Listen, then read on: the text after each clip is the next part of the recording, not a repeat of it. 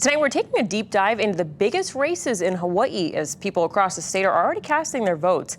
KITV4's Tom George joins us now live with tonight's top story. And Tom, you spoke with two of the candidates in a heated race to represent Hawaii and Washington.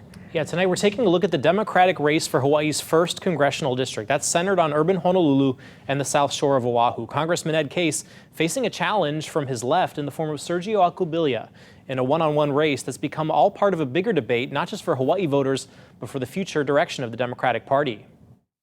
It's a tale of two very different Democrats. If you're a Democrat, you should be always for the people, always standing up for working people. He represents a very distinct part of the Democratic Party, which I think is a distinct minority. Sergio Alcubilla, who came to the U.S. from the Philippines as a child and later became a lawyer for the Legal Aid Society of Hawaii, decided to challenge Congressman Ed Case over Case holding up elements of the Build Back Better bill supported by the Biden administration. That bill, if it would have passed, it would have made child care more affordable. It would have provided universal pre-K. It could have provided paid parental leave. It could have provided, free community college for the first 2 years. So those are things that substantially could have helped a lot of people here in Hawaii. Alcubilla represents the progressive wing of the party, supporting Medicare for All and the Green New Deal. In contrast, Congressman Case is the co-chair of the Blue Dog Coalition, a group of moderate and conservative Democrats. Case says he still supports Democratic priorities like health care, education, and women's rights, but has a different approach when it comes to funding government programs. You do it in a way that you don't cripple the next generations with overwhelming debt.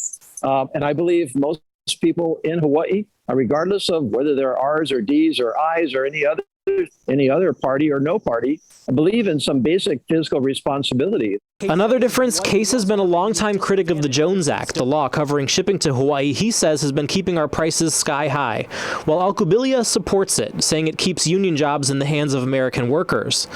Beyond the issues, Congressman Case's main pitch to voters is his experience on Capitol Hill, which he says will be crucial, especially given our congressional delegation's role in defueling Red Hill. I think these are difficult and uncertain times for our world, our country, and our Hawaii, and I think that our congressional delegation here needs to have some seniority, some stability, experience, knowledge, relationships. I offer all of those things. That's what I've been doing for the past 4 years on Capitol Hill.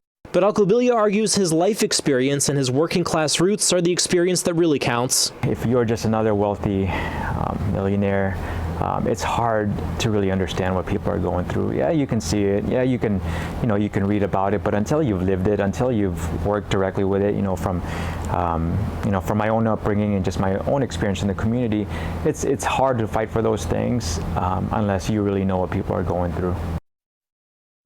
Now, Case is still considered the strong favorite in the race, but Alcubilla did pick up the key endorsement of the Hawaii State Teachers Association, which actually switched their endorsement from Case to Alcubilla, citing Case's position on the Build Back Better bill. Case, meanwhile, stands by his record, saying he has an A rating from the union's national group for his record on education. Now, the winner of the primary will face one of 3 Republican candidates in November. Tom George, KITV4, Island News.